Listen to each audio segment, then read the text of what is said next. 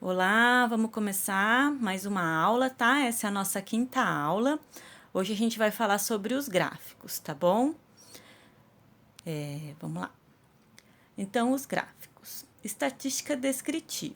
O que é estatística descritiva? A gente já viu lá na primeira aula de introdução, né? A estatística descritiva, ela é a coleta, a organização e a descrição dos nossos dados.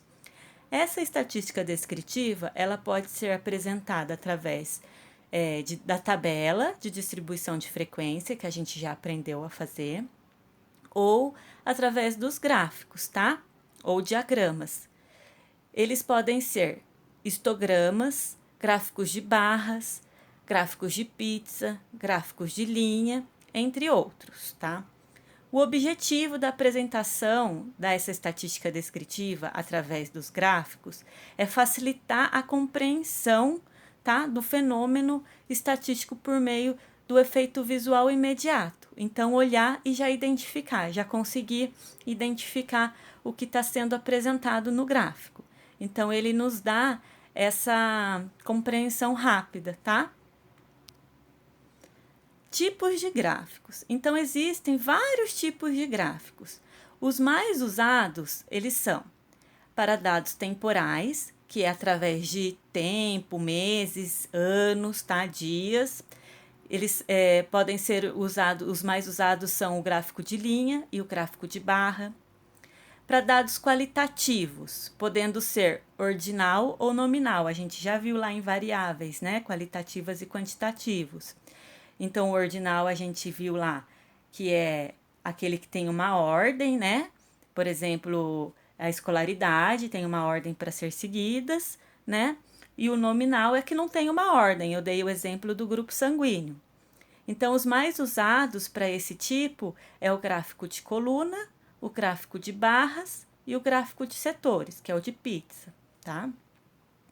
Representação gráfica mais usada para dados quantitativos contínuos, que é aqueles por números decimais. O polígono de frequência, o histograma e o ogiva, tá? Então, aqui vamos falar um pouquinho de cada um. Gráficos de linhas. Sempre que as categorias utilizadas representarem um intervalo de tempo, os dados podem ser descritivos também através de gráficos de linha, tá bom? Então, aqui, ó, eu dei um exemplo, ó. De acordo com os dados do Censo Demográficos do IBGE, temos os seguintes dados em termos percentuais sobre analfabetismo no Brasil. Então, ali tem uma tabelinha com os anos, tá? De 1872, que vai até 1990, e a taxa percentual. Então, de 1872, 82,3% da população era analfabetos. E foi diminuindo essa taxa, até cair para 26,5% em 1990. Então, aqui, olha, foi representado através de um gráfico de linhas, tá bom? Vamos ver o próximo. Gráficos de barras ou colunas, tá? O gráfico ou diagramas de barras representa, por meio de uma série de barras, quantidades ou frequências para diferentes categorias de dados. O gráfico de barras, quando as barras estão dispostas no sentido vertical, também é chamado de gráficos de colunas, tá? Ou seja, quando as colunas estiver no sentido vertical, no outro lado da linha, ela é chamada de gráficos de colunas, tá?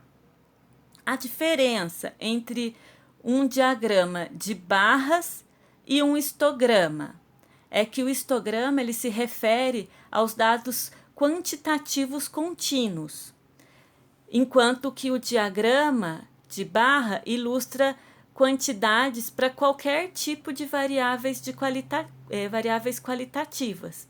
Então, o histograma, a gente vai ver mais lá na frente, ele é usado para qualitativos contínuos, aqueles que é por números decimais, tá? Vamos ver aqui o próximo.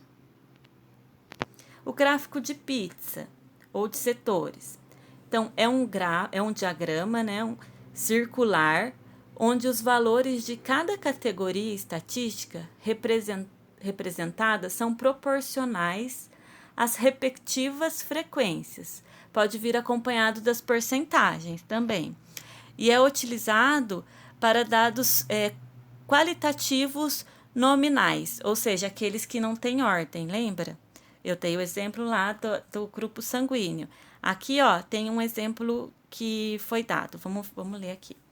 Ó, uma empresa da área de automobilística acompanha o número de defeitos acompanhados nos equipamentos enviados para calibração.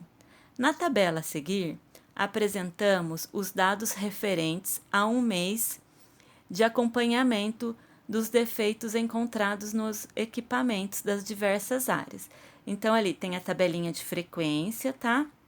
Tem as variáveis, que é as categorias, pré-usinagem, tratamento térmico, fundição, usinagem, tratamento de superficial e o total. Daí tem a frequência absoluta, tá? Quantas vezes que deu problema em cada categoria, a frequência percentual, que é a frequência relativa, e a frequência acumulada, tá bom? E daí ali, ó, ele apresentou que a usinagem, ela tem 45 em frequências absolutas, e é onde que causa mais problemas, ou seja, 50,56%. Então, ela ocupou mais que a metade do gráfico de pizza.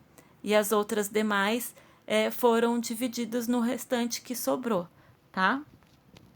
E esse gráfico ficou bem legal, porque ele ficou em 3D. Gráficos de histograma. O histograma, ele é um gráfico de barras, com a diferença que não há espaço entre as barras da distribuição de frequência. É com intervalo de classe. Então, quando a gente vai fazer uma pesquisa que tem intervalo de classe, a gente usa o histograma, tá?